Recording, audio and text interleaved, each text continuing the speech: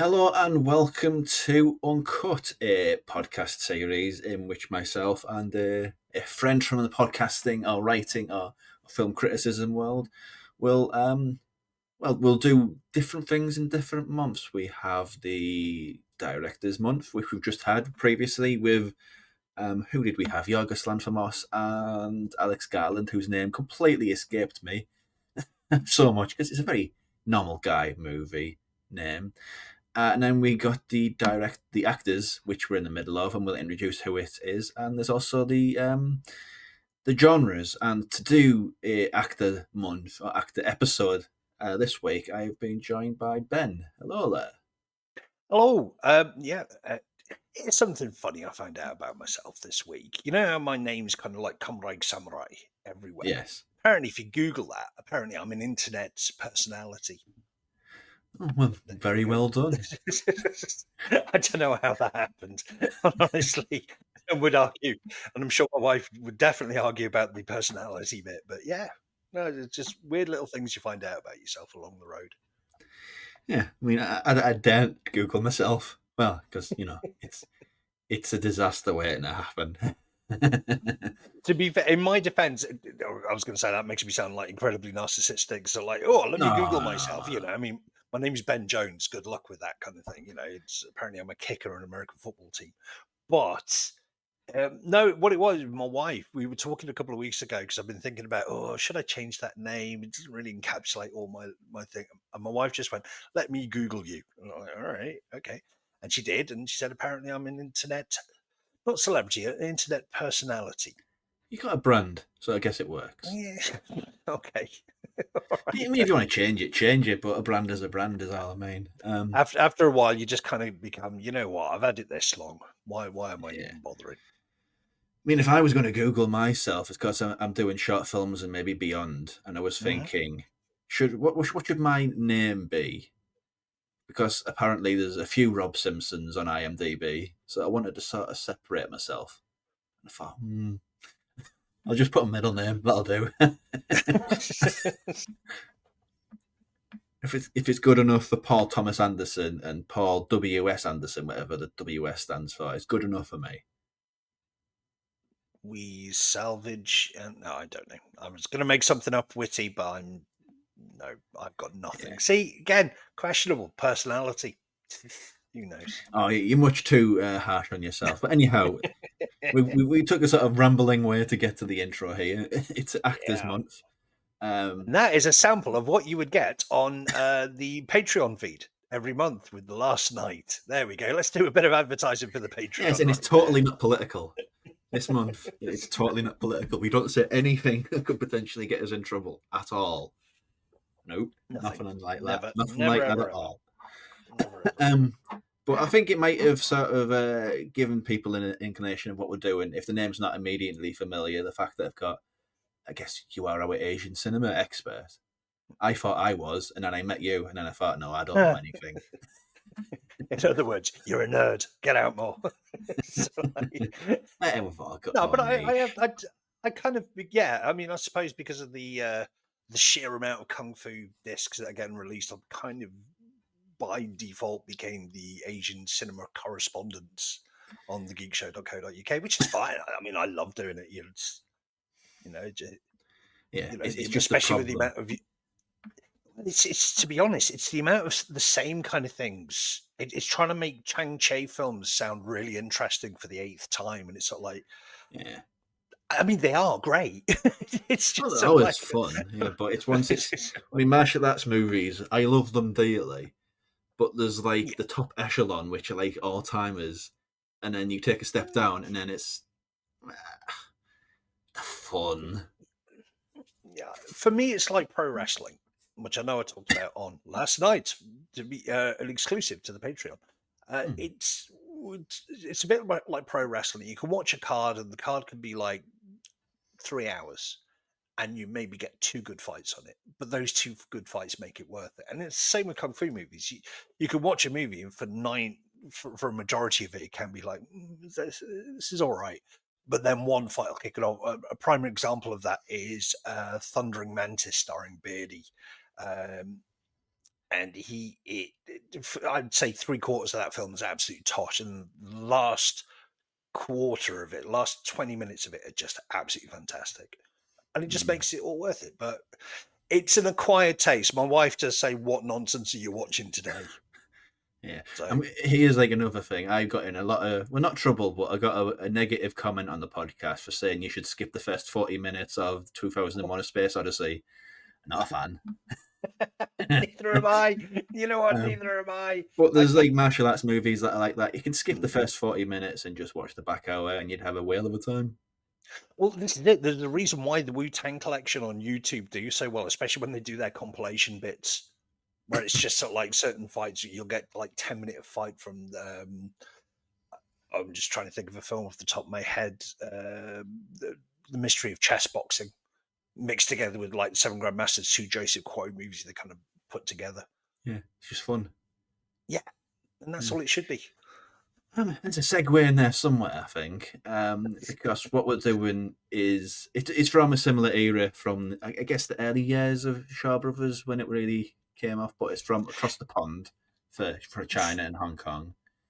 In Japan. Yeah, so like Shaw Brothers really came into their own as we know them today because of what Shaw Brothers did with the cinema chains, kind of across Malaysia and Taiwan and places like that. We're sort of like really came into fruition, sort of like late 50s, early 60s, which kind of nicely ties into what we're going to be talking about today. Yes, one of the most familiar faces to anybody who knows this stuff, Japanese cinema in particular, Joe Shishido, who Hmm. I was today years old when I realised that he was a smart man. Because people mock him because of his appearance. His appearance is immediately recognisable because he has sort of like puffy cheeks, like hamster cheeks. Yeah, well, that was all part of, and kind of to talk to how astute Joe Shishido was. In sort of like he was a contracted actor to Nikkatsu, but he was kind of getting lost in the shuffle in the mid 50s. So what he did, he paid for his own plastic surgery to have cheek augmentation to make himself stand out from the crowd. And this is what Yeah, you've probably seen him in a lot of posters and things like that. For especially if you like Seijun Suzuki and directors like that, he appeared in a lot of Seijun Suzuki films. But he was a contractor to Nikkatsu, and he did that to make himself stand out, and it worked. And it worked yeah. in a big way. I mean, the fact that we're talking about him now Mm. just says everything. I mean, there's other people from that era that are familiar and recognizable, but not to the same extent. And it depends on which studios you're looking at. I mean, there's been a big focus on the Katsu for, I'd say, for about the last 10, 15 years. Hmm. Especially sort of like Criterion picking up a lot of the Nikkatsu catalog and things like that. So, and Joe Shishido is very much associated with this period. So, like that late 50s to very late 60s before Nikkatsu went off and it started doing what they called the Roman porno films or romantic pornography to give it its full title. But yeah, the Yeah, Roman pornos in the early 70s. because the whole thing there was Japanese cinema was effectively failing, so they needed to do something to get young butts on seats. Wasn't so much cinema was failing; it was the studio. So it mirrors Hollywood very accurately. Actually, the Yeah, Hollywood system was kind of falling apart, whereas in they would still, kind of put out films. Oh, excuse me.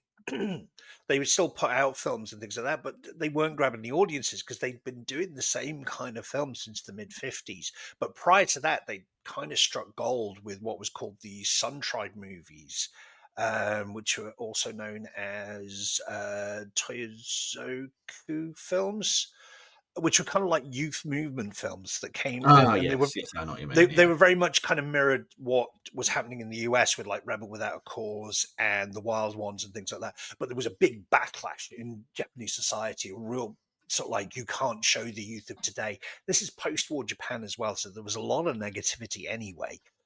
But they were saying something like you can't show the youth being so nihilistic and things like that. So Nikkatsu kind of just said, "Oh, okay, so we can't do youth movies. We'll do Yakuza movies instead." And everyone was like, "Yeah, that's fine. That's okay. We like that." So, yeah. I wonder but what they they were still had thinking that. of Ashima, because Ashima did so many youth movies which were very, very nihilistic. Like They were, and so. that was kind of part of it. But as I say, as far as Nikkatsu was concerned, they were kind of at the forefront of it. There was a few other studios that did. Toho, I think, did it as well. Toei, but yeah, no, Nikkatsu were kind of at the forefront, and they were the ones who struck gold. It was Seasons of the Sun, 1956, which is kind of like where you can really pinpoint it, kind of Hmm. coming through at that time. Yes. I think Yeah, most you people see. who have. Sorry. So no, I was just going to say, you see, I do need to get out more. This is pretty positive. Oh no. Everybody knows that a lot about one thing, you know. That's why I And invite people if on that one because thing is if that one thing is everything, you definitely need to get out more. But oh yeah, it's, because there's some people who I invite on with specific cases because I know that they'll mm, be good for a specific topic or specific subject matter. it's why I'm And here for Joe Shishido. So Joe Shishido, we got three movies from that mhm, peak era. 19 where are we? 1967's The Colt Is My Passport. yep, 1963 is brilliant title. Detective Bureau 2-3, Go to Hell Bastards, that brilliant title, which is a fun brilliant title. title. And going back to 1967 again, Massacre Gun. I think actually they've all been released by Arrow Video as well at some point in time. Yes, yeah. So Well, no, no, actually, no. Colt Is My Passport is owned by Janus Films, which is the Criterion owner thing, of yeah. Criterion, isn't it? So they've Yeah, released that in the US, but I don't think it's ever been released here. I could be wrong on that, but I don't I'm not think so. sure. I do recall it was part of a box set that they used to do in American Criterion Yeah, called the Nikkatsu Noir. Eclipse series. There was a Yeah, Nikkatsu Noir. I think that's where that term yeah, came from. it was. Yeah, the Nikkatsu Noir box set of Criterion was like a holy grail back in the day. Yeah, it's probably long out of print now. But those Oh, three massively! movies. It was only released on DVD, so so yeah, it's a long out of print, that one. Mm. So, where do you want to start first? Should we do it chronologically? Because Chronologically, and I say so. We'll do Detective Bureau 2, 3 first, and then we can talk about the other two because 1967 kind of deserves its own piece on yeah. it because that was such a big year for what So, happened to so we're Nikkatsu. starting with Detective Bureau 2-3 is kind of. I mean, it's weird to say that it's the odd duck because all of these three movies are kind of very, very different from each other. But there's a Hmm. specific formula for this sort of. Um, how would Yeah, you describe them? This sort yeah, of movie. the not for this kind of film, it's very much an action comedy. It was still the Katsu had kind of found a formula and they were kind of trying some variations on it a little bit. Hmm. This is kind of prior to it getting really grim, which we'll get on to later with the 1967 as a year for Nikatsu. But this is very much a much more comedic kind of role. It pairs Joe Shishido and Seijun Suzuki, who worked a lot together. I mean, Joe Shishido worked with everybody with under Nikatsu. Um, but this is kind of one of those Seijun Suzuki, Joe Shishido films that don't not a lot of people pick. When you're usually picking at something, you'd go for something like Branded to Kill, or you'd go for I'm just trying to Youth of the Beast, maybe that kind of thing. But this one, as I say, it's such a separation for both. As I say, Yeah, because you didn't really see Joe Shishido in a lot of comedic roles. Certainly not here in the West. I mean, he might have done those that have just never been released. But this felt like, as well, for the Katsu, like they were trying to set up a franchise. Doctor No had come out the year yeah, before, it does feel it. and it really, and this did have a sequel. It's one of those that, as I get out my copy of Gun and the Sword, the encyclopedia by Chris D, I've never actually seen the sequel, but it is very much the same, and that's Detective Office 2-3, A Man into Women and Money. Now that one was very much a Hmm. B movie. It was a black and white movie, very much a B feature. Even less budget than Detective Bureau 2, 3, Go to Hell Bastards, but at least that was shot in color. And this is before Seijun Suzuki really started going off the rails as well. He was Yeah, very this much was still that. within I a think was that formulaic. 67. The movie which effectively both made him and killed his career, Branded to Kill. Branded to Kill was 67 as well, which we'll talk a bit more about later. But yeah, it's Very eventful year yeah, for that sort of stuff. it, and it was, and basically that the head of Nikkatsu at the time just basically turned around and said, "I don't even understand what's going on here. That's it. We can't do this anymore." As I said, there were a studio who kind of saw the writing on the wall. It would still be a few years yet before they would change their model Yeah. completely. But yeah, But this one is a odd duck. mm. It's comedic, very comedic, but it starts with a Yakuza group stealing guns from the American military. Yeah, It's, and it is very much a Bond kind of setup in this one. yeah, It's very much the guns leave the army base, they get picked up. There's a deal going down, and these guys. I can't emphasize this enough. There is a disdain for Pepsi Cola in this scene. Basically, it the guys really.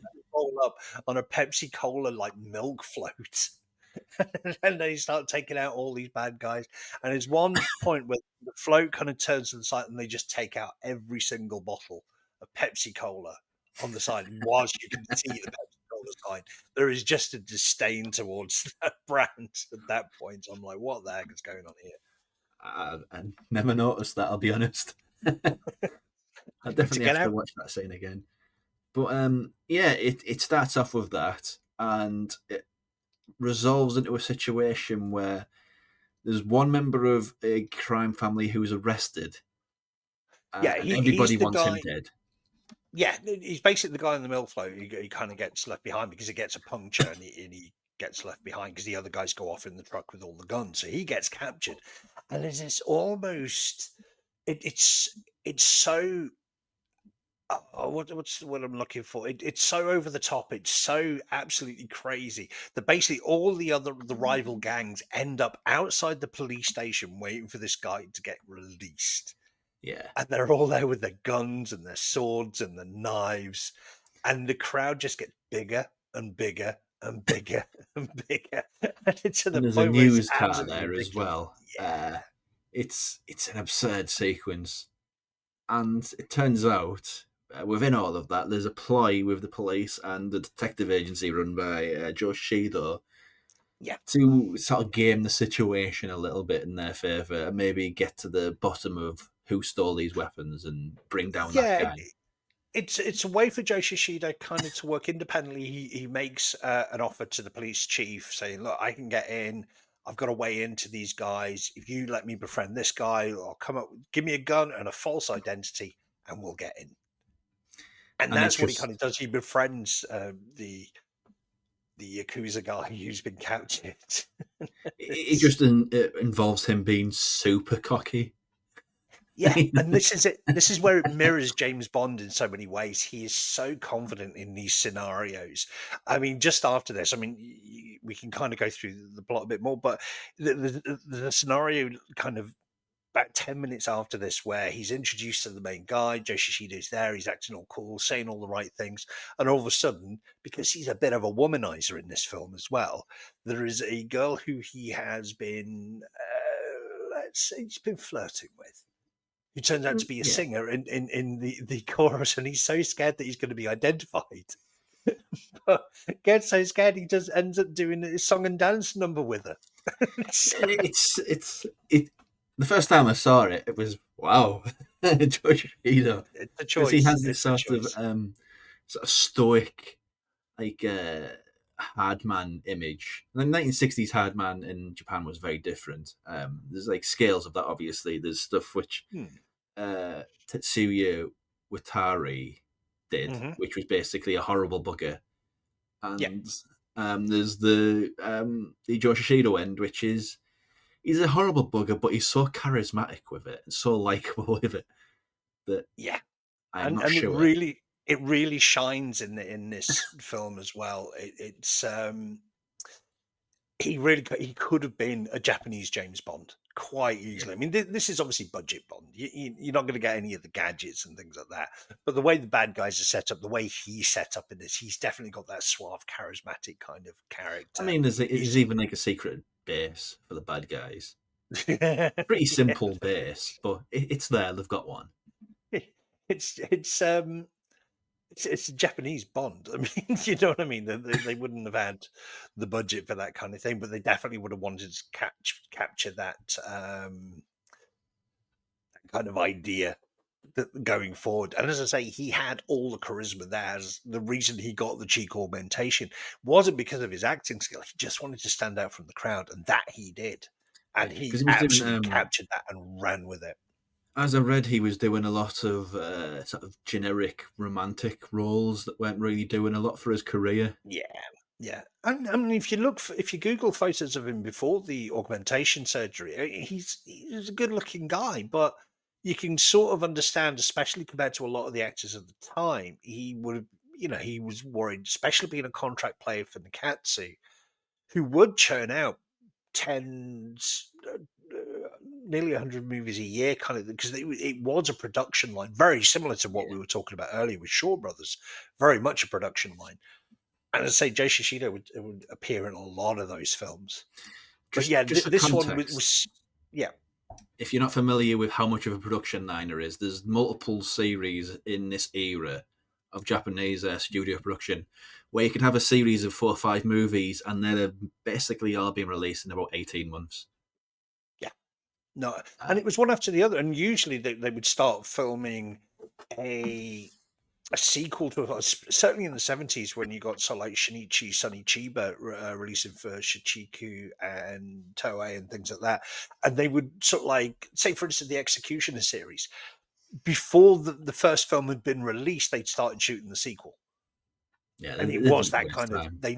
they were sort of like straight in. We like this character, boom, go and just Yeah. do it over and just kind of And it's a run in pity that there. this wasn't one of them because honestly, I think it's just such a likable universe to spend time in. It's such a rogues gallery of like people. I mean, the detective bureau itself just feels like it needs to be padded out.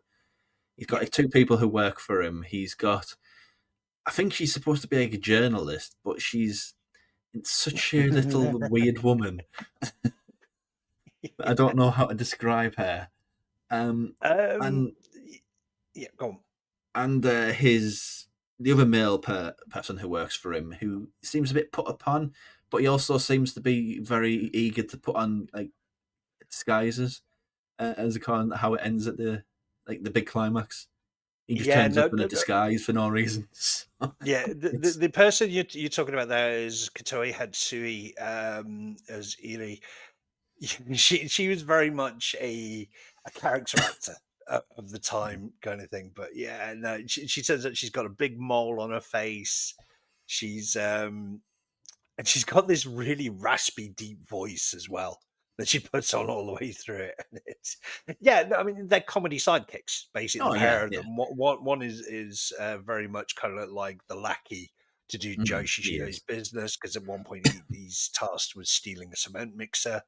Um, and this is it. It's a caper. It really is from beginning to end. It is just an absolute blast. Yeah. Yeah, I mean, it's one of these movies that I can see becoming a favorite because, yeah, I mean, watch these movies all for a second time, and I was like, what was my younger self doing, giving them such low marks on Letterboxd? Was I mad? But and this is it though, and these are the types of films. I mean, we'll come on to sort of like the grimness of a lot of these films later, but this is one of the few that really holds up. And as you say, it's a shame that it really didn't kickstart a series from Because this one it because just has everything. it It did. feels like it uses the formula of a lot of these movies, but it has this airiness to it, this Mm, lightness of touch, where it's just all this big ruse, and yeah. it's sort of taken seriously, but at the same time, it's really not too.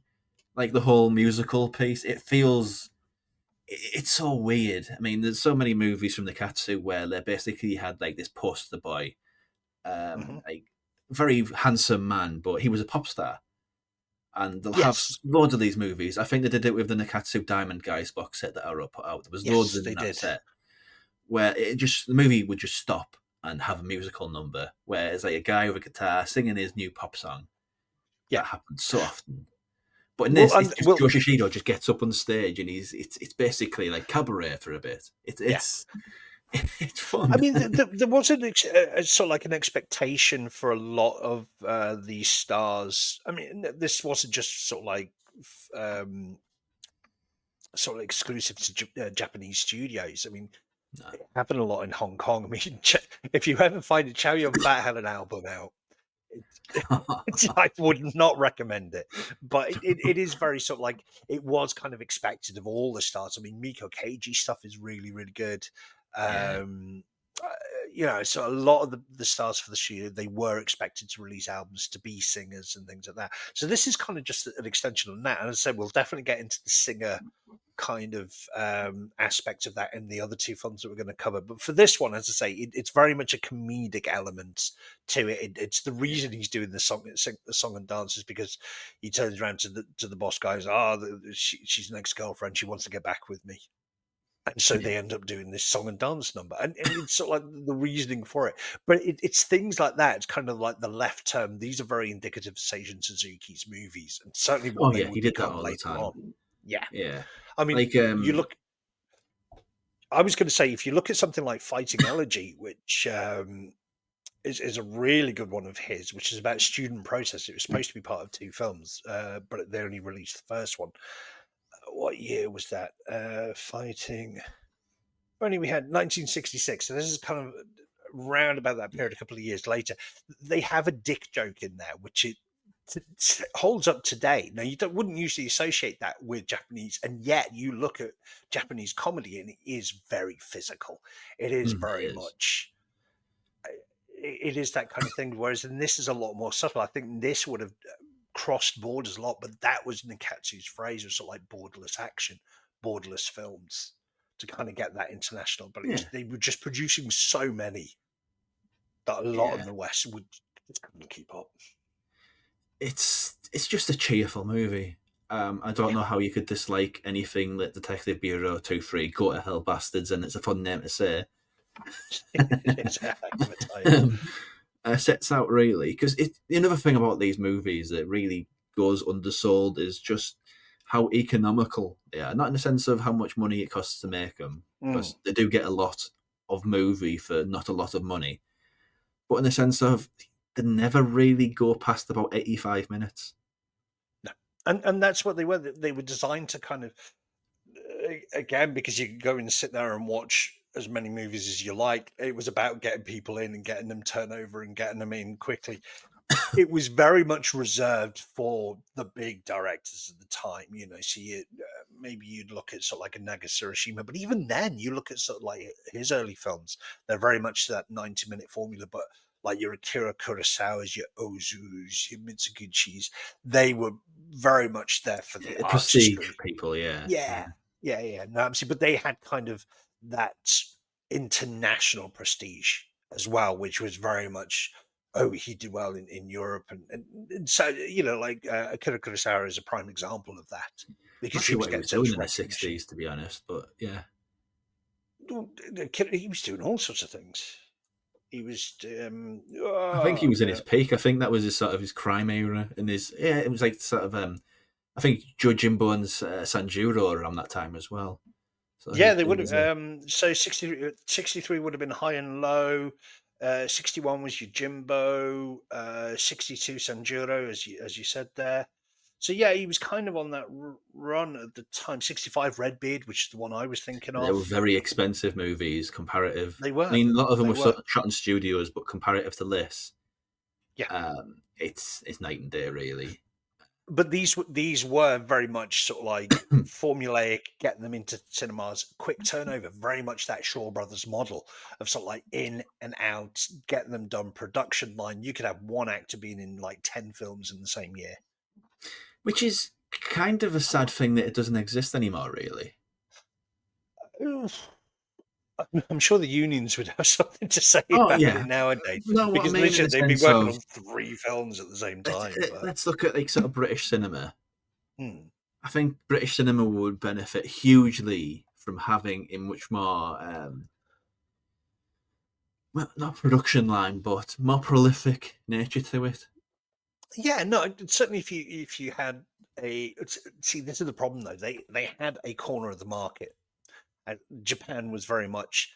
they had their own market. It's kind of like the growth of South Korean cinema and sort of like the new wave from like the late I mean, even 90s. in Asia now, I don't think it has that sort of. Maybe China does, Um, maybe, but not quite to the extent that it used to. But Japan certainly doesn't, and Korea, I think it's put all of its stock into TV. Really, I mean, there's still quite a massive thing with cinema. I mean, they've still got the oh yeah, but internationally speaking, their TV is um, king. Really, yeah, no, it's on the back of thanks to, because I mean, you had the success of Parasite and Squid Game relatively close together within the yeah, space of you about did. 12 to 18 months. So that kind of really took off from there. But K dramas have been a big thing for a while now, along with the cinema. I mean, the cinema really kind of took off in the early 2000s, so it's been around. But now you've even got like Western remakes of South Korean films getting into cinemas nowadays. You know, it's sort of Yeah, Begonia, yeah, we've saved the yeah, green planet, yeah. which would be weird. Which I must admit, but I remember I was listening to a podcast. Couldn't even tell you which podcast it was, but I was walking down the road, listening to a podcast, and they started describing this film, and I was sort of like outraged. This sounds like Save the Green Planet. What is going on? And then all of a sudden, it was sort of like, oh, and it's based on. I was like, all right, fair enough, you know. But yeah. But anyway, sorry. Yes, so back to kind of yes, there were prestigious Yeah, directors. Um, but not Actually, a within funny this, anecdote. not this sort of studio. There's like A tier studios and there's B tier studios. No, I mean I'd say Toho still no. I have mean that. I mean, Nikkatsu is B tier. Historical sort of what the legacy big has elevated it a little bit, but one of the big five. I mean, they were a very profitable studio during the oh yeah, time. it's like But they had a production formula. stuff of work. They Yeah. had a formula, and they very much stuck to that formula, which, as I say, does mirror Shaw Brothers very, very well, Oh actually, yeah, on it that one. does. So Yeah. yeah, so but no, funny anecdote on the back of that. Actually, speaking of sort of like franchises and things that would just go over and over and over for as much as we're saying. I mean, Toho with their kaiju films, the Godzilla franchise, Akira Kurosawa wanted to make with big friends with the Shiro Honda. Shiro Honda was actually second unit director on a lot of Akira Kurosawa films It because they does were not good sound right, friends. does it? When you say like this guy who shot movies on a soundstage with a man in a suit knocking down cardboard buildings, and one of the Yeah, most prestigious Japanese filmmakers who's ever lived. It just doesn't feel like those two lines cross, but they did. So they did. Well, they worked at the same studio at the same time. I mean, you look at 1954, two of the most iconic films ever committed to cinema, Godzilla and Seven Samurai, released in the same year by Toho. And actually, Akira Kurosawa wanted to make a Godzilla film, but Toho put dampeners on it because they were worried it would be too long and too expensive. Because, I mean, he was going to bring in EJ Subaraya, who did a lot of the special effects in for that kind of thing. Yeah, it's a pity. so I It's a could go on pity. all day about that one. It is a pity that we didn't get that, but it is definitely something he wanted to do. But as I say, the two of them were very, very good friends.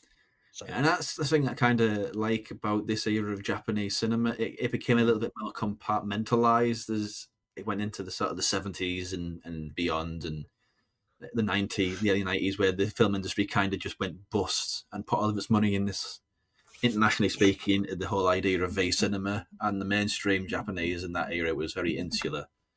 But it was. Yeah, no, and it fell in this because era, it it was just felt like competing. it's all sort of crossing over.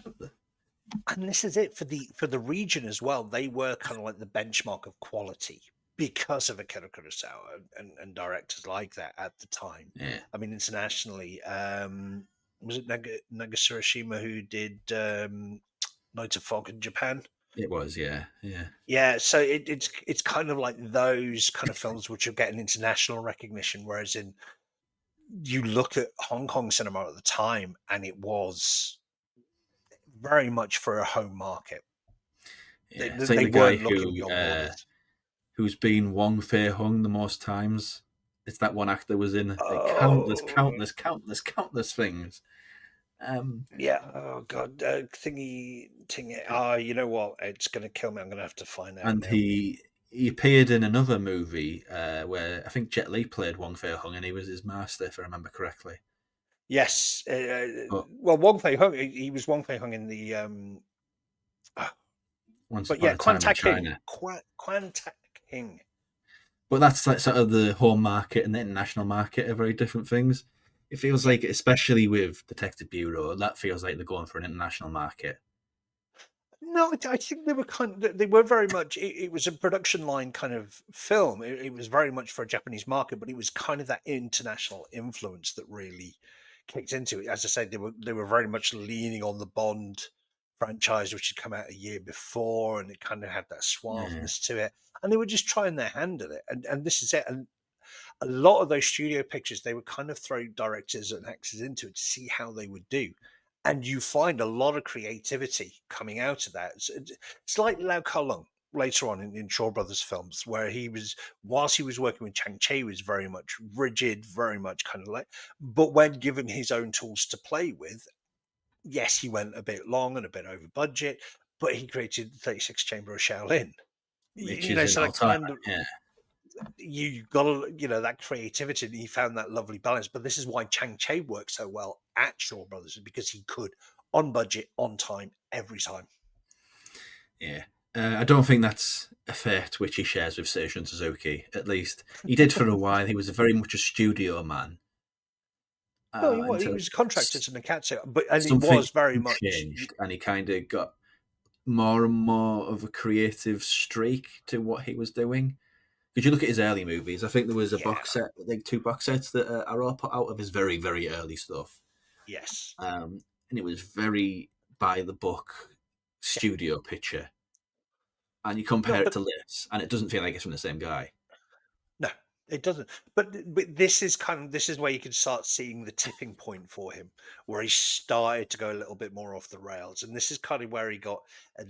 Whilst they were seeing the talent of him being able to do these color productions, which are a lot more expensive than the black and white Yeah. features we would later get to know him for, it was kind of this tipping point where people were starting to go, well, that's great and all, but you're kind of going a bit crazy, you're going a bit off the rails here. Yeah, So he's still sort of semi on the rails with Detective Bureau, but this is the guy who mm, did his trilogy of what is it, Zagina Vicen is one of the movies that he did. So you know yeah. what, and that was a mad movie. Well, even his more mainstream kind of things. I mean, like Tokyo Drifter is one that always gets kind of heralded as one of his. And Yeah, again, that's it's one really weird. where Yeah, he has become. I mean, the final scenes in that film is all done on a sound stage with all the set kind of stripped right back, no and it is a context to anything either. It's just a weird, weird little film. Yet it's wonderful, and it's one that traveled really well because it kind of really tapped into that kind of artistry that a lot of people in the West were looking for. I mean, you got to look at people like Andy Warhol and Kenneth Anger around about this time as Yeah, well. Sort of like, it's a pop art icon. yeah. Yeah, so you can But see the sort Japan of was, the line blurring with Detective mm, Bureau. I think. Yeah, yes, absolutely, and you can see it's still within that Nikkatsu frame, but he is very much kind of starting to lean into it. And there's a few choices, like as you said, with the Bond-esque villain Den at the end, where yeah, he's and really leaning into the more artistic kind of side I of will things. say this as far as this style of sort of gangster style movie from Mm. Japan. This is probably one of the best entry points. I'd put that and Youth of the Beast as the two sort of Um, very easy ones to get into, as far as Seijun Suzuki is concerned, anyway. yes, as far as Seijun Suzuki, yeah, if you're going to be starting with him and you want to kind of ease your way into it, yeah, you can't go wrong with Detective Bureau 2-3, Go to Hell Bastards, and Youth of the Beast, because they have that linear, very different in tone Oh, between the yeah, two of them, hugely but different. they are probably two of the more accessible Seijun Suzuki films before he goes off the rails completely. Before he discovered drugs and had a wild time, man. What was his quote? He's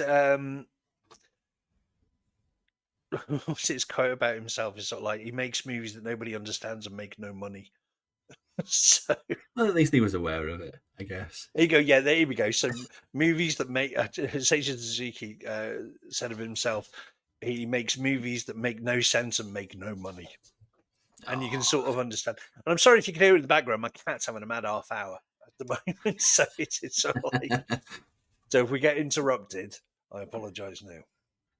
Well, it's good for the internet. They like the cats. So I think that wraps up Detective Bureau, unless there's anything sort of outstanding. Oh, I will say this No, though: one thing outstanding. It's very very weird as far as its place in history because they are inspired by French New Wave and film noir, but the way that sort of manifests in the sort of the Japaneseness of it is completely un-Japanese because the score it is basically is. like this very American style jazz of the era.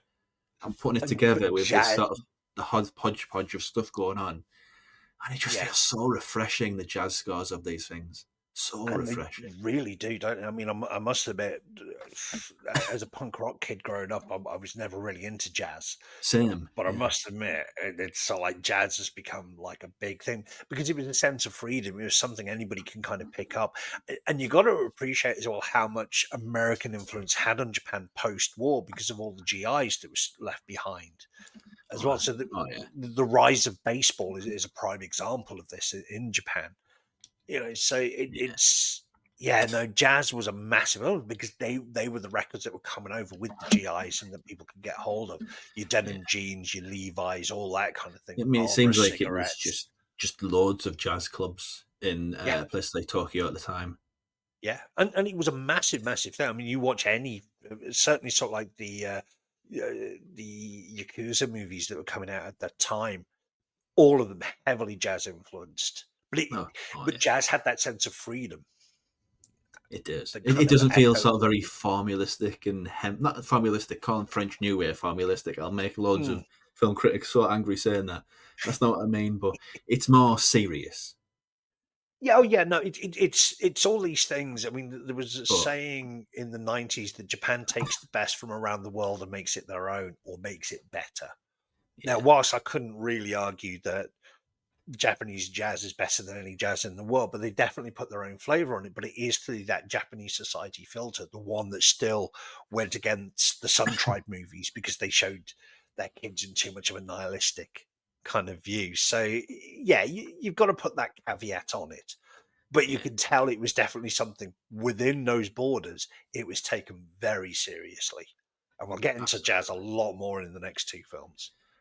So the next two fall on the same. Yeah, I'm not sure chronologically which came first, but those two movies, "Colt Is My Passport" by Takashi Nomura and Mhm. Massacre Gun by Yasuharu Hasebe. Yep. Yep. Um, so which one do you want to jump on first? Let's do a Colt Is My Passport first because Massacre Gun. I nearly suggested Massacre Gun and its sequel, and I'm going to put a caveat next to the term sequel called Retaliation, which was also released by Arrow Video. A lot of the same character, Joe Shishido, obviously in both. But we'll talk about Colt Is My Passport first because the two films that we're going to talk about now these are very much, for one of a better, the nearest equivalent we have in the West is the B feature, the Hmm. B movie. This would have been sort of like before your big feature, your little black and white short that you go in there, 90 minutes or under.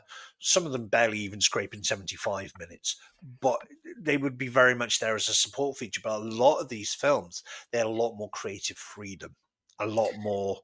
As long as they were done on budget and in time, do what you want. Yeah, I mean the editing in this one is Mm.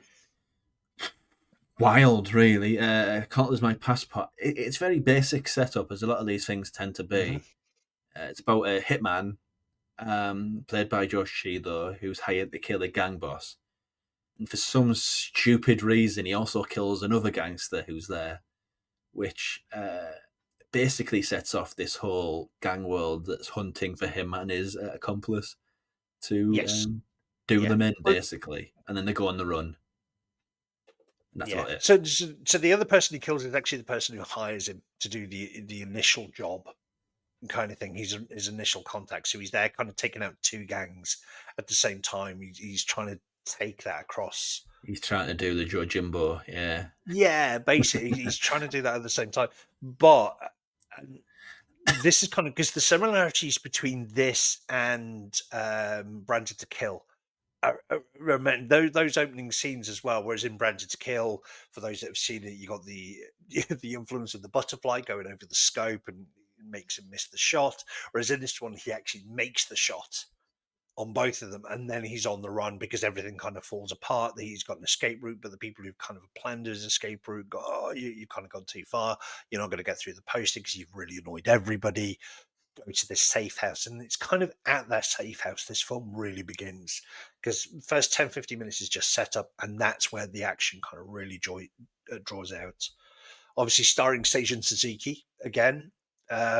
He's actually joined by a really interesting character in this film called now he's of Japanese and British descent, called Fujiro Yeah, I or thought he looked Fujio. a little because he is a hard thing to talk about, but they're a very homogenous people. The Japanese, I think it's like 95% of people who live in Japan were born in Japan, so Yeah, it's not the no, most ethnically diverse country on the planet. I mean, you can be offended by that, but it's just the truth.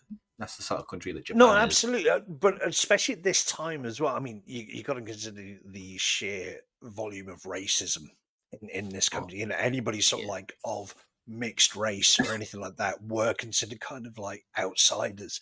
And you point now, as I say, Jerry Fujio, he was a singer. He was born in Shanghai during the occupation.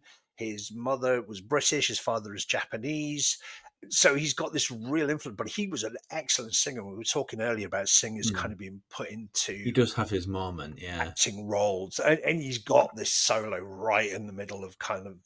I wouldn't even say it's the middle. It's sort of like at the end of the first act, kind of thing, where Mm. they're kind of deciding he kind of gets his moment to shine, and he had a voice. He absolutely had a voice for it. I mean, he But this often is, did. These singer songwriters that they get in these things, beautiful yeah, singers.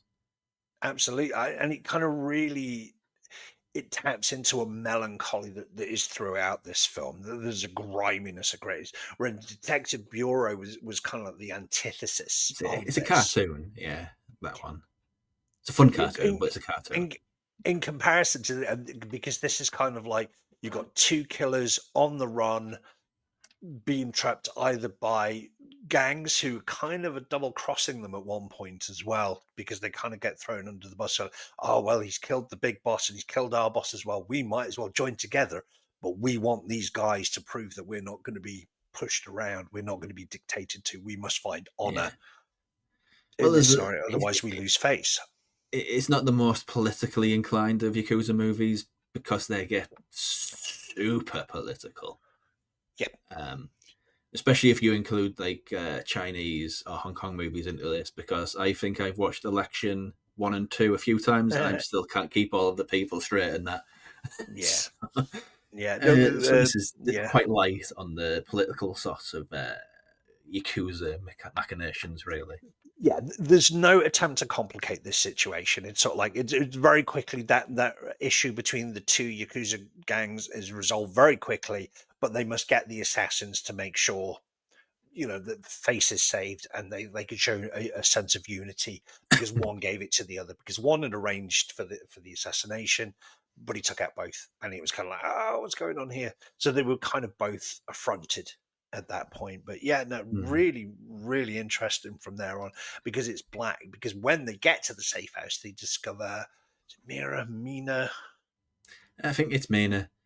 Yeah, Um, It is Mina. Yeah, she's kind of been there. She's been there a long time. She was the girlfriend of one of the it's accuser bosses, and it's she was like, it's such a weird it's such a weird vision of Japan as well, because basically works at this effectively this truck stop with a "Hmm, hotel and above the sort of the cafe, and there's certain images that people have of Japanese people, and this plays into quite a lot of them.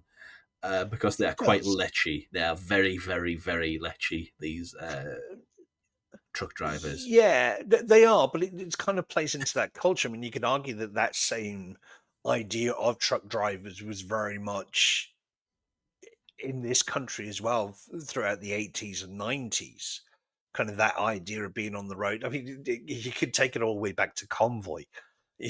Yeah, You know what I mean? I mean that's It's sort of true, I like, guess.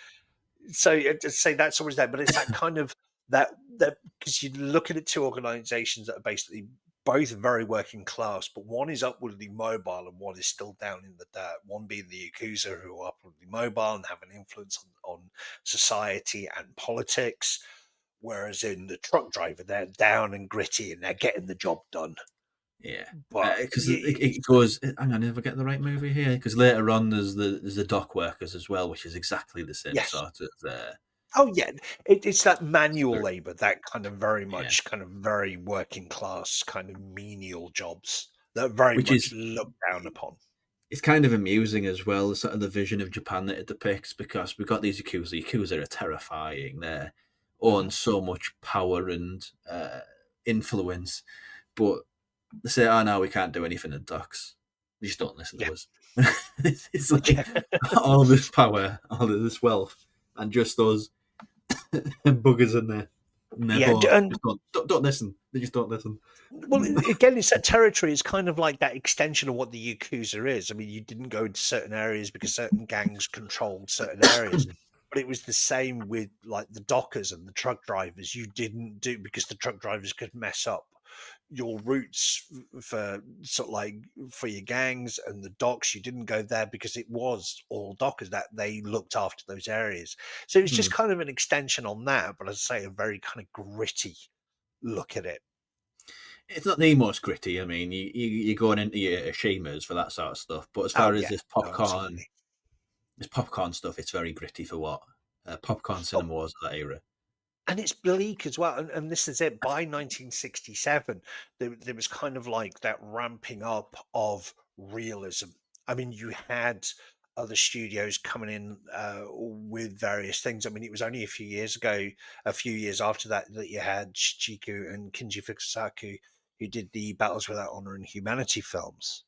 And kind of, which Yeah. kind of really took that look at Yakuza and There's a made it. sort of cross point as well, Mm. going back to Tetsuya Watari, who has a series of movies that have sort of battles against humanity vibe, but structurally play out like this sort of Nikkatsu stuff. The Are you outlaw talking about gangster, the Outlaw Gangster VIP films? Yeah, yeah. No, which absolutely. are a curious movie because just talking about the female characters in that, he basically Mm. committed domestic abuse on all of them all of the time. He was a horrible shit, and they all loved him. Yeah, But but again, it goes back to Joe Shishido here. He's just not that, no, and like the female characters fall in love with him. I mean, fair enough. He was a handsome man. He was a very handsome man, but he he just has was, that but sort of charisma, even in a character who's yeah, pretty without any remorse. He still has that innate charisma to him in this role. it is. But he also has a sense of responsibility to. Is it? It's Shun, isn't it? His sidekick, Yes, played by Jerry Fugio. Um, he has a sense of responsibility that he's still young. His Shun is still very much the future of Japan, and same with this girl that falls in love with him, with the Joe Shishido character. That it is very much like, yeah. yeah, I can't protect you and look after everything else. I must put you in a position where you I must now mean, go forward and look after yourselves. Not wanting if to go into if you too look much for detail. it, I assume there is a lot of post-war guilt and looking after younger generation subtext in a lot of these movies. But maybe a little harder hidden, a little more light on its feet here. But go on. Yeah, I mean, I've referenced the Shima a lot, but that was like his bag for a good yeah. decade. No, it was absolutely. Um, but yeah, But it's probably here it too. is there. It's just not very. It's not light. It's heavy. It's not like. There we go. No, Words. It's very light on its feet here. no, absolutely. But that was it. But that kind of ties into the budget and the way they were trying to get these features out as quickly as possible. So they did what they can with what they had. And as you said earlier, there's some shots in this one that you sort of like looking at going, how did they get away with this? I mean, certainly Massacre Gun, which we'll get into in a minute. They are looking at French New Wave and going, I want to do that, because it was Yes. still such a massive influence on Japanese cinema at the time because it was so appreciated. It's like it was like having a 14-year-old coming up to you nowadays and saying, "I want to be a cinephile. What do I need to watch?" And it had Yeah, that kind of feel to it. So it's still very early doors, but yeah, really, really good. yeah. Just watch more movies and everything everywhere all at once. There you go. You're good. Just watch movies. Just honestly, so many people put too much stake into what other people think. Just love what you Yeah. love. Yeah. Find your own path. That's Mm. how you be a cinephile. To well, that Well, query. the way I kind of put that is, if you're talking to friends and family about movies and they look at you like you got a second head, then you're a cinephile. Yeah, It yeah. It's doesn't kind of doesn't like matter what it is. if your family give you weird looks for saying horrible things about like beloved British comedians, then you're a cinephile. Yeah, everybody's got Bit of their own thing. subtext there. I don't like Ant and Dec. I say horrible things about him. He gives me funny looks. Mm, But yes, can't say they really. I can't really say they come into my world much, to be yeah, honest. you're quite fortunate. But this all escalates in a sort of tit for tat. The Mm, hide, it comes undone. He's constantly trying. I mean, it's not particularly well thought out by what is it, Kamimura? No, no. What's he mm. called? Joe Shishido's character. No, it is Kamimura. Yeah, yeah, And it all ends up in a situation where they've got the face off, yeah. And can I just essentially. say as well, that face up, whilst it might kind of, if you've seen two or three of these films, especially sort of like later on, they kind of all meet a certain there's certain beats that kind of go through, but the ending to this film is rather It's, exceptional it's in totally comparison unique to all those. Yeah. Well, I wouldn't because say it's unique because, well, as I said, like we're not going to talk necessarily about like Massacre Gun in a totally, minute, which is not you totally can unique, it's like but a metronome in comparison, but this it just has, as I say, because again it's echoed through sort of like Branded to Kill, Massacre Gun, Retaliation, a lot of those films. But this one it just has a an insanity to it. It takes it up a level well, it's compared to a lot basically of in the like others. unused. It's not. Is it a quarry or it's some I unused wouldn't say it's like quarry. Yeah, it's just a flatland somewhere that might have been mined or quarried or something at some point, but it's yeah. just a bit of flatland in the middle of nowhere. He's got completely no strategic advantage, Yeah, Joe Shishido, yeah, and I don't and know you can how see. we talk about this, but he messes them up somehow. Oh, he does a great job. But here's the funny thing: they kind of tell everybody, going, "Oh, right, well, it's he's going to stand in the middle here, and he's going to get you with this kind of gun at this kind of time, and he's going to get." And while she's doing it, these four guys in the car going, "Told you, see, I told you you'd do that." And then they kind of get involved as well a bit later on. But yeah, it's kind of, I wouldn't say it's funny, but it kind of There's an it's irony trying to to it. bring, yeah, it kind of tries to bring in that warrior code. Like you used to see it a lot in a lot of Chambara films or Jideki films, where they would sort of like say, "I hold my sword at this angle, and it's going to slice it, and I will hear the Well, there's wind also a coming lot out." of there's a what was it dramatic heroism to it, Mm, where he's yeah, made yeah, his bed and he's not going to run away. He's going to face it head on, despite the fact that he yes, knows he's probably going to die. facing impossible odds and trying to Yeah, overcome. yeah. And it's a spoiler for a movie which is as old as this, but he does overcome them, and it's very cool.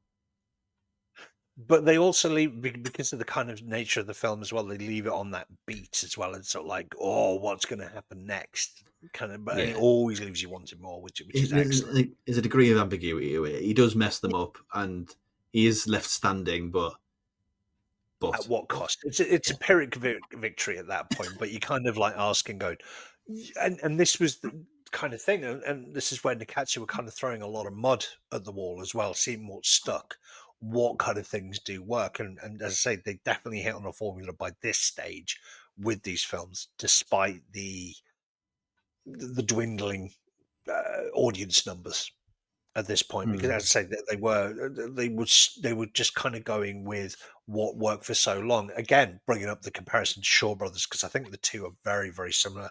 So like when it Yes. gets into the Yeah. 80s and Shaw Brothers are really struggling to keep up with what was going on in Golden Harvest, and just Yeah. I not don't being able think to adapt. I don't think Nikkatsu lasted that long though. I don't think they were as fortunate. No, no, no. Uh, They, I mean, they kind of had a resurgence in the late 80s, but yeah, they did go away for a very, very long time. And I say it was not like 1970s, so we're only talking about 3 years after this, 1977, 1971, where they started churning out the Roman porno or romantic pornography, as it was to give it its full title. Pinku movies, people also refer to them as. This is a crossover Yeah, in that world. it's not quite the Pinku Eager films, but yeah, it It's went more. crossover. Yeah. It's much more romantic mystery kind of thing rather than sort of like the Pinky Violence films. Yeah. Well, there was Pinky Violence and there was just Pinky Porn. Yeah, yes, there were. Yeah, So it's it's but the ones Japan. made by Nikkatsu were specifically called Roman pornos.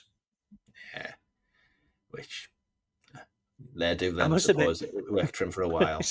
I must admit, when I first heard that, I was like, like Rome is in Italy? I don't understand. Is this kind of like Well, Greek yeah, I mean tragedy, Roman it's porno?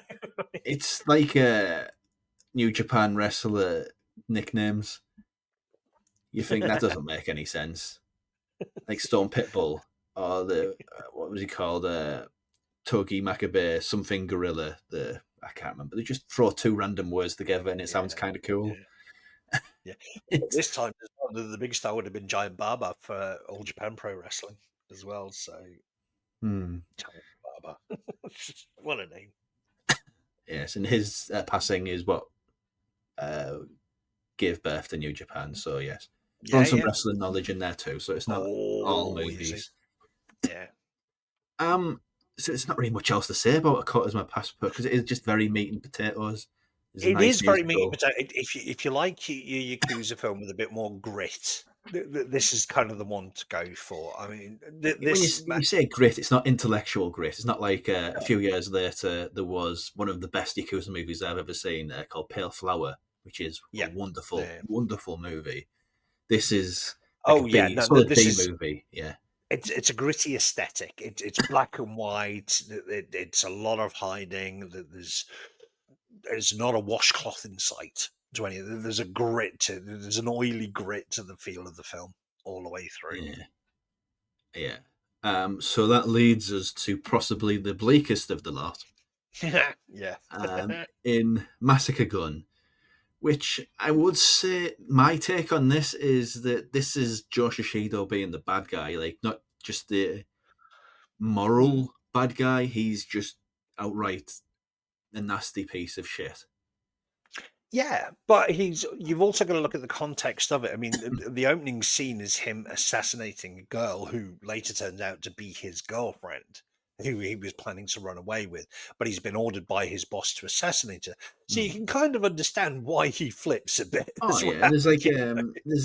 I never there's what's the name of the series? The one which Ashima did, was it? The Battles Without Honor and Humanity. There's a sort of a Yeah, yeah. quality of that to them. To To a this one degree, at but least. yeah, that one kind of weaved in and out of people's lives. Though that was kind of like seeing the growth of it and how.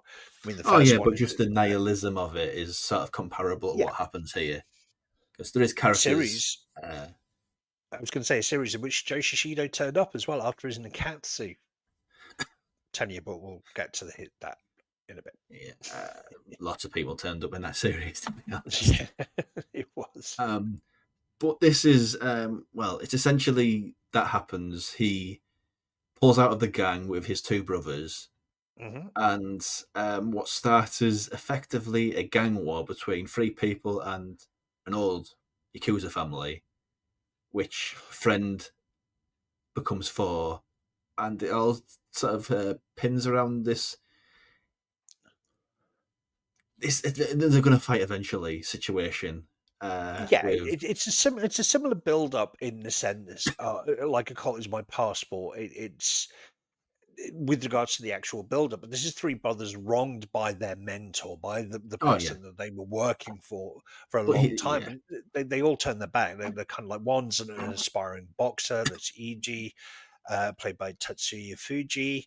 Then you've got Jiro Okazaki, I think. Okazaki, yep. Jiro Okazaki, who plays Saburo. He's kind of a bit more, he's the middle child. He's a bit more wild Hmm. there. And then you got the cold stone killer in Joe Shishido, who's Ryuichi Kuroda.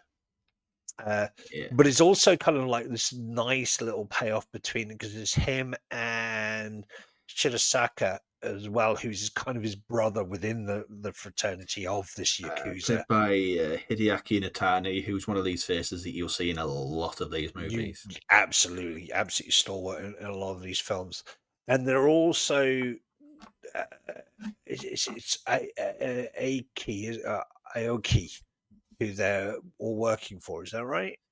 Aiko, and Aiko. Japanese pronunciation is always Okay, yeah, okay, yeah. curious. It's by Kaku Takashina. Again, another one of those faces. Once you see it, you'll be like, I've seen him in like a bunch of things before, and he really was. He was like a stalwart Yeah. of a lot of Nikkatsu.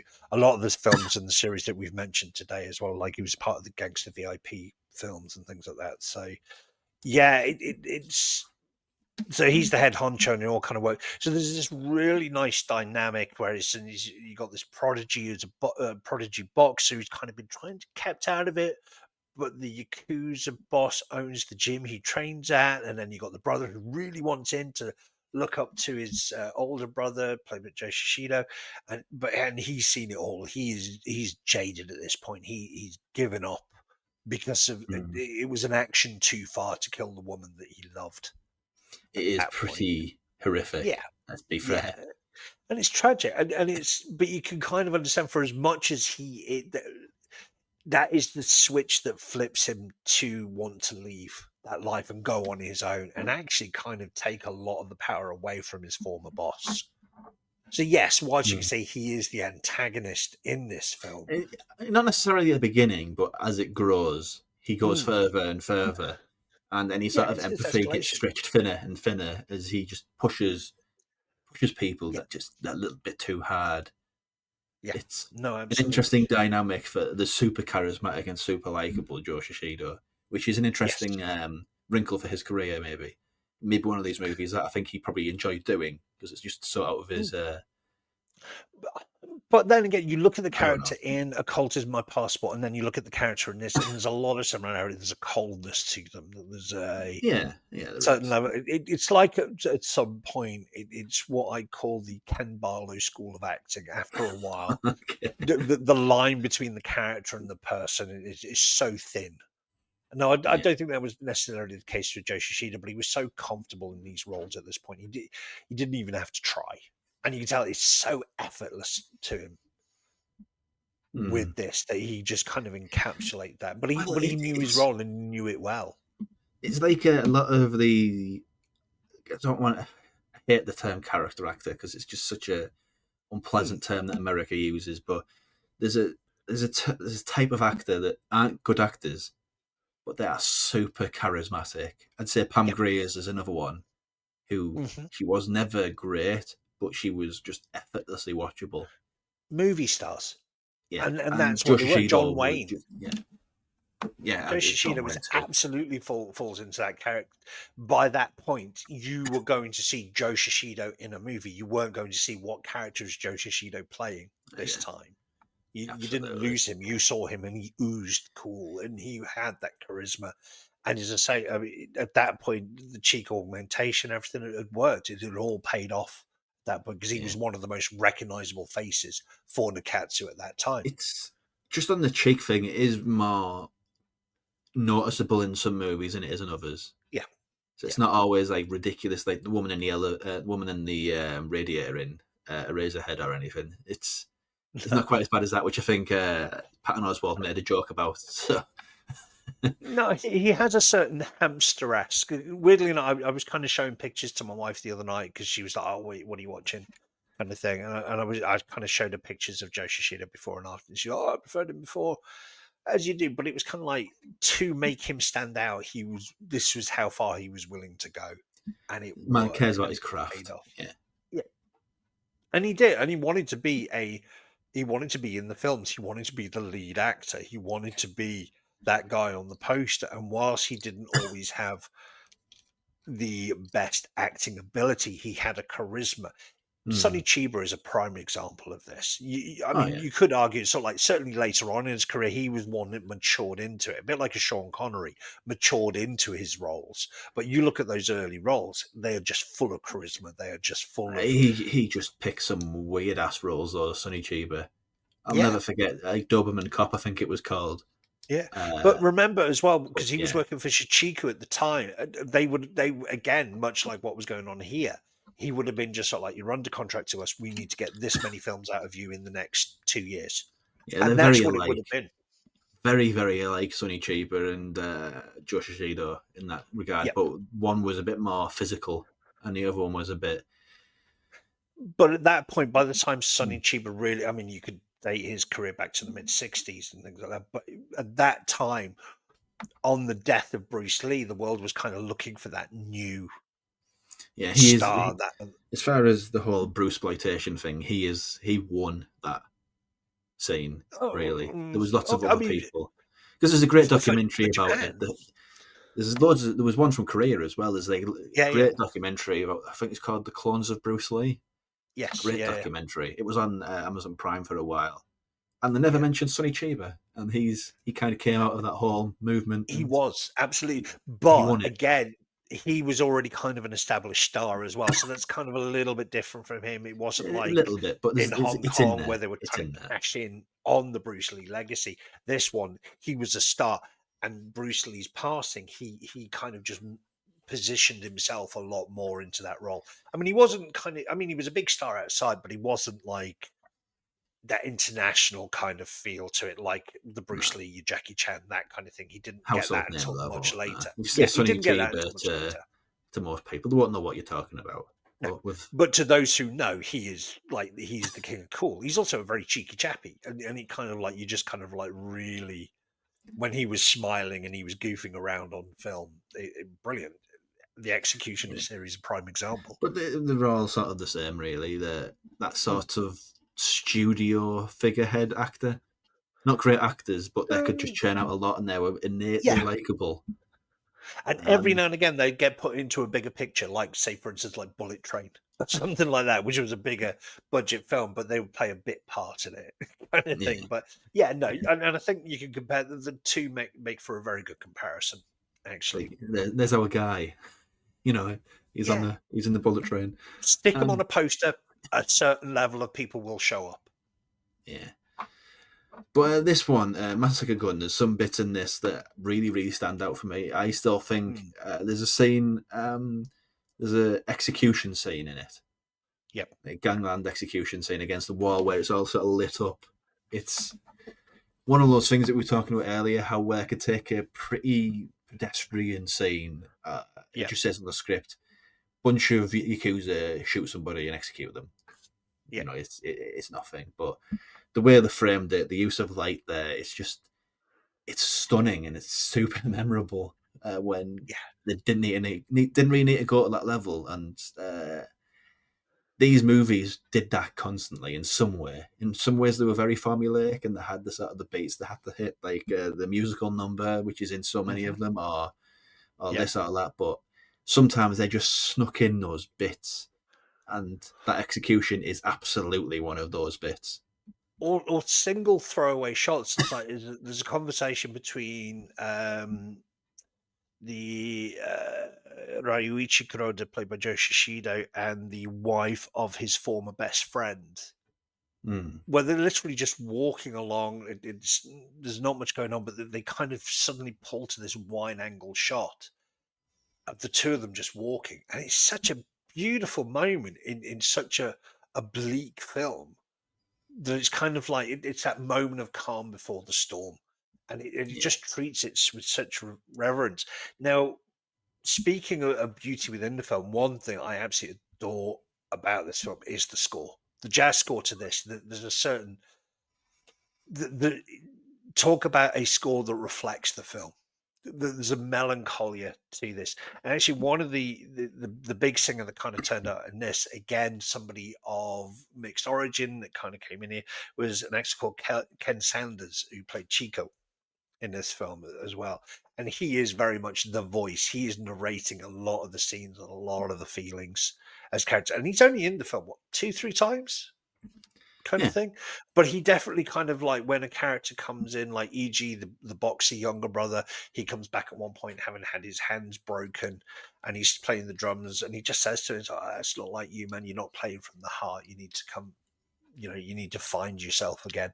And he will just drop these little pearls of knowledge throughout the film. But he had a heck of a voice. And imagine, and this is going to sound like an insult, but it's really not imagine.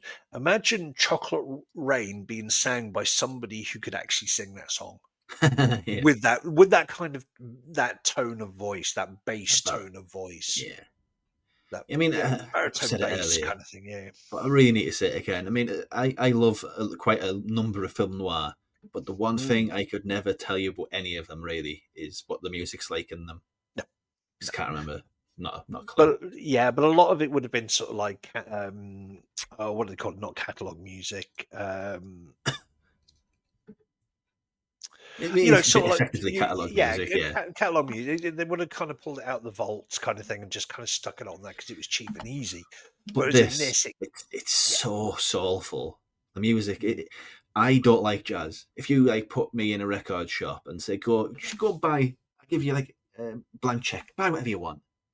I yeah, won't go anywhere near jazz at all.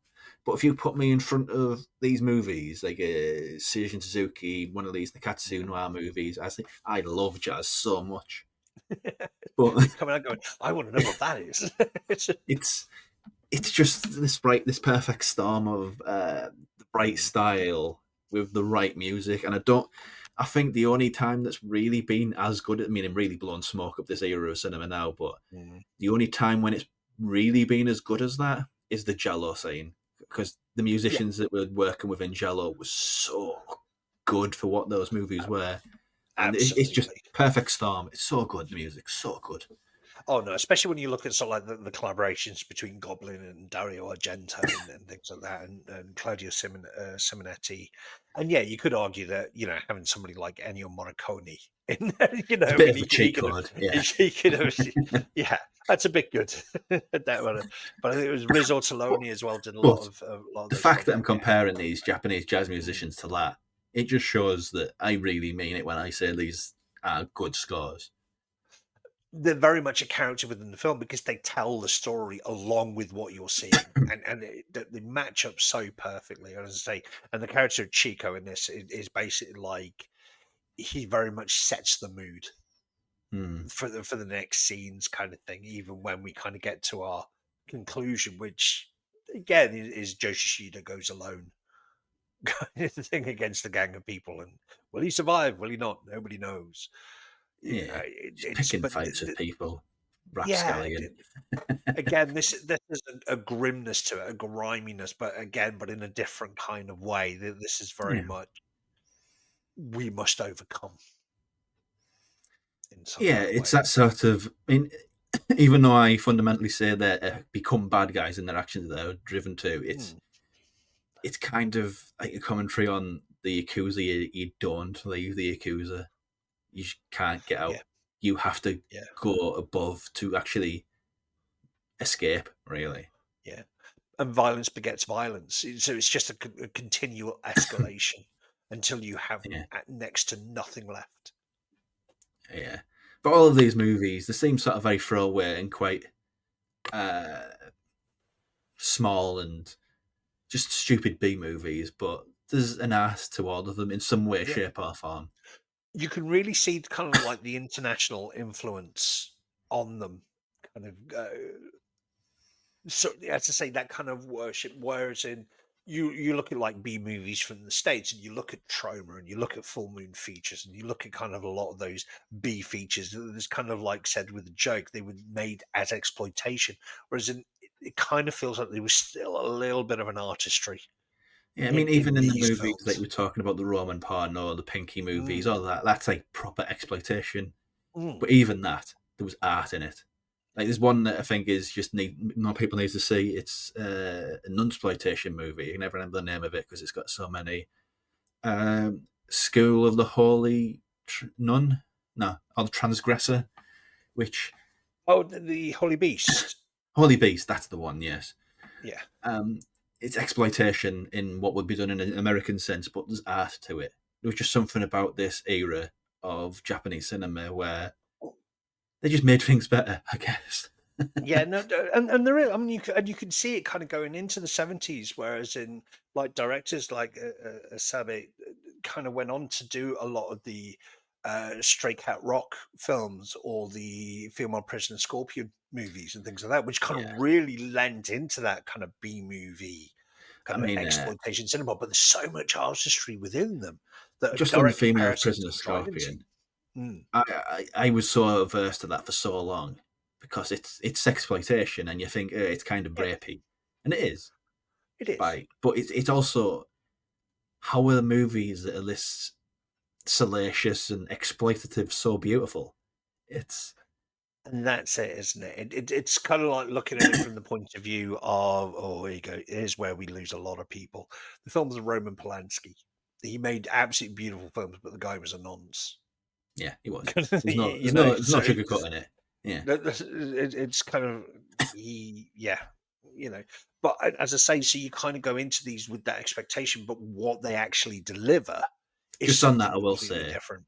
he paid the price of his career, but those Mm, movies still exist. So they do, and you know what? Having seen them before I knew of anything of what he did or anything like that, it's like I have the same feelings about Kim Ki Duck as well. yeah, I saw a lot of his films before it all came out. You know, the whole what was it, Burning Room, Burning Sun, that kind of whole thing that went on in South Korea. it's like Sion Sono as well. He's Yeah, paid the price too, but those yeah, movies still exist. So they do. So it's your choice. I think you go into those movies with that kind of caveat. Kind of get a little bit off track here, but oh yes, yeah, there's a certain I didn't want to leave it unanswered when you brought that up. That's all. So yeah, we're yeah. okay. They do exist. And as I say, I say go into those films with it's up to you, whatever. Yeah, It's basically. but yeah, no. As I say, there's a certain griminess. I mean, like what one I always used to. Yasuzo Matsumura was a great director of Japanese cinema, very unique. He did Irizumi, he did The Blind Beast. He also did one of the Hands Over the Razor films called The Snare, Just which is if I remember, isn't Hanzo the Razor the samurai series in which a man had an incredibly large member that he tortured information out of women with? yeah, basically he rapes confessions out of women by pleasuring them. Apparently, Yeah, Japan. yeah.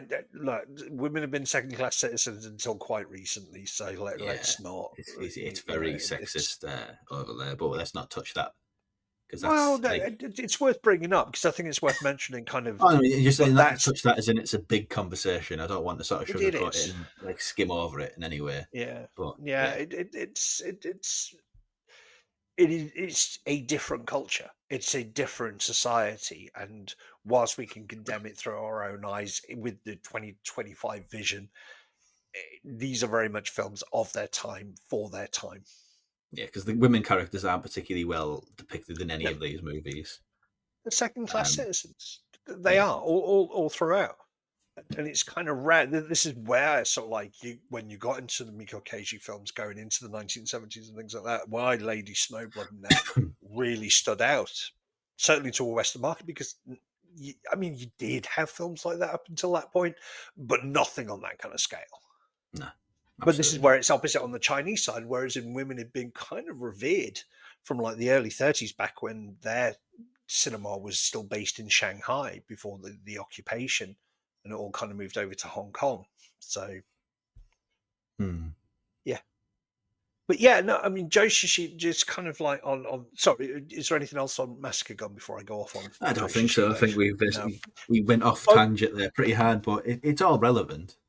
yeah, but as I say, and I think there's a sort of like a through line between A Colt Is My Passport and Massacre Gun. I think if you like those films, you'll definitely get on with Retaliation. You'll get on with the VIP gangster films, which will then set you up nicely for the Yakuza films of the 1970s, kind of going into Hmm. battles without honor and humanity, and a lot of the Kinji Fukasaku films and things like that. But yeah, there's a certain bleakness to both of those films. Whereas Yeah, you've got the and when you complete say bleakness, it does get pretty bad with some of these yeah movies. There's like yeah Massacre Gun's bleak, but then Kinji Fukasaku is yeah. There that's is the no hope next for anybody evermore.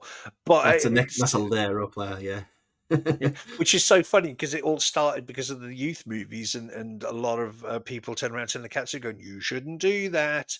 Oh well, let's do it with adults. Oh, okay, that's fine. Yeah, and they got It's very, very nasty, mean spirited, mm, nihilistic movies, those. So uh, yes, with some of them, you best be a bit wary of what sort of mood you watch them in, because they can yeah, be full yeah, week ruiners. Some of them. yeah. Don't go into it, with popcorn and cola in hand, going, "I'm about to see a movie." So like, yeah, I'm Yeah, sure because some of them you're you gonna just know they just experience ruin something. your day. Yeah, no, but it was a shame when kind of like, as I say, Nikkatsu went over to that Roman porno kind of thing, because actors like Joe Shishido, they never really had that spotlight again. They would Hmm. appear all the time, and Joe Shishido died, what, 2022? Was it? He 2020, I think, passed if I away remember. 2020? Quite recently, certainly within the last few years, which kind of Yes. highlights as well how young these people were when they were getting put into these movies. But yeah, his career never really picked up. As I say, he would do bit parts. He went into television a lot later on, and but he was still kind of like recognized within Japan. I had a friend over there who was living in Japan at the time when Joe Shishido passed away, and it was kind of like there was definitely a generational thing. A lot of the younger kids didn't really know who he was, but a lot of their parents remembered seeing his films growing up and things like that, Hmm. because he was an action star. He was something that would turn up on television a lot, kind of thing. So yeah, Yeah, and it's it's just a nice that shame, but he's having sort of a second coming after his passing. That yeah, he's people know who he is. He's got a legacy that lasts. he's definitely one of the most recognizable faces of Japanese cinema. Certainly, this kind of genre of cinema as well. I mean, he Yeah, did do some westerns, he did see some romance film, but this is what, for me, is what he is known for as yeah, well. When I think of the Yakuza movie, when I think of Nikkatsu action or Nikkatsu war or borderless action films that Nikkatsu was notorious for, I think Joe Shishido. yeah. And like we said, if you want to try Youth of the Beast and Mm, Detective Bureau 2, 3. These are the sort of things that'll get you in, and once you're in, you can sort of escalate up with these things that we've been talking about, because it's just such a absolutely. rewarding subgenre. Yeah. No, absolutely, absolutely. Hmm. Um, so I think that's it really. Yeah. Next week we're doing Well, in 2 weeks I should say, we're doing Kurt Russell, which is A bit of a difference. kind of like the But American yet alternative. not. Yet with his early start in Disney and things like that, not so much. Uh, Looking forward to that one. Uh, Mm, I vetoed the thing because it'd be so easy to just talk about that one. Yes, that's it. But it's a great movie, though. it is. It, It'll it come is up a when we great do movie. John Carpenter, and we will do a Yeah, John Carpenter yeah. episode. I doubt we'll Well, just do actually, we, one we should we because should caveat this one because it was quite easy, because Seijun Suzuki and Joe Shishido worked so many. I think the initial three films I suggested were all Seijun Suzuki films, and it no was way. like, should we do that? We might I want mean, to do a we'll Seijun do a Suzuki. Seijun Suzuki one because Yeah, we avoided doing some movies, so it kind of has to happen now to do a yeah, Seijun yeah, Suzuki episode. And yeah. some of his movies, he did the Nikkatsu noir stuff and the studio Mm, movies of the 1950s, but he also went full acid trip and sort yeah. of went a bit nuts in sort of the 80s. Well, So it's what there's a Seijun spectrum. Suzuki? Yeah, well, I Yes. mean, there was like nearly a 20-year gap where he couldn't get any film made. But yeah, if you like Nobuhiko Obayashi, who made House or Hausu or however you want to pronounce it, is if you like his stuff, then you definitely got to get on with Seijun Suzuki's later stuff, because that went Yeah. all out. Kind of, Yeah. has this even got a story at this point? I don't know.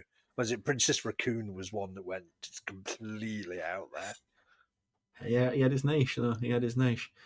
But that's it for this week and Seijun Suzuki. Fun talk that. No, I enjoyed that. Joe Shishido. Joe Josh, Shishido. Give it Josh to. Shido. Sorry, Josh Shido. Josh Shido. Um, so, Ben, where can we find you and the stuff you do online? I'm. I'll admit, I'm usually, if anywhere, I'm on Blue Sky or Letterboxd, Cymreig Samurai, and either. I don't really post a lot on Blue Sky anymore, Yeah. just because I got fed up of the constant conversation, and I don't like that movie. It's like you've slighted their mother in some kind of way, and it's not Yeah, worth it at that point. Whereas, I review all the films I watch on Letterboxd. You can find me on there.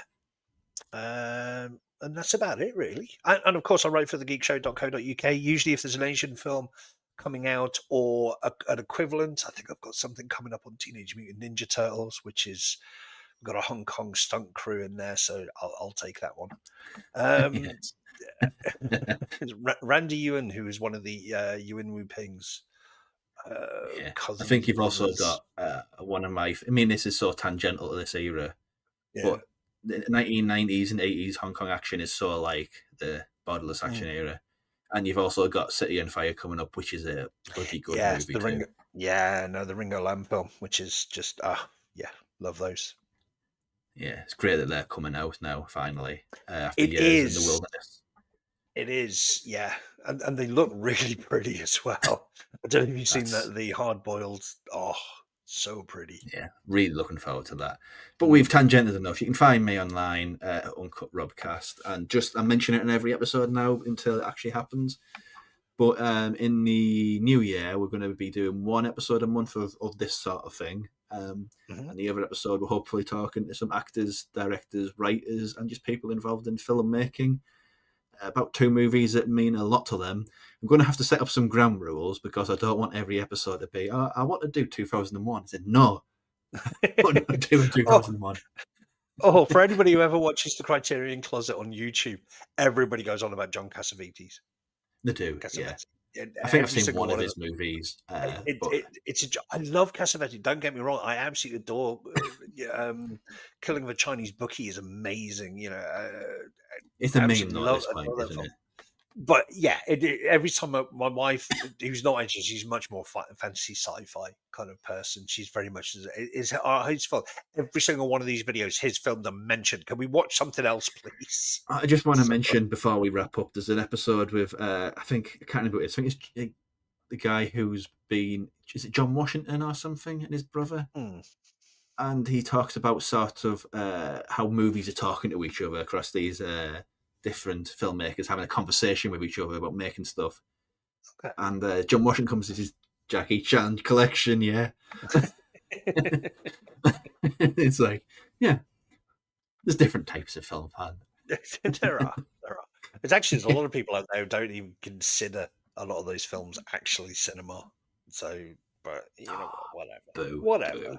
You know what? Yes, People are allowed to think what they think. It's up to them. yeah. It's welcome in Bar parish humbug. movies, Yeah, Let people like what they like. exactly. And And what do until I know? next, I know a lot about Godzilla movies, kids movies about rubber suit with people in rubber suits. I mean, come on. yeah, well, you like what you like. Pointless to Yeah. pretend otherwise with a lot of things. But yeah, until next time with Kurt Russell, thank you very much for listening or watching or whatever you got this. And yeah, we'll see you in the next one.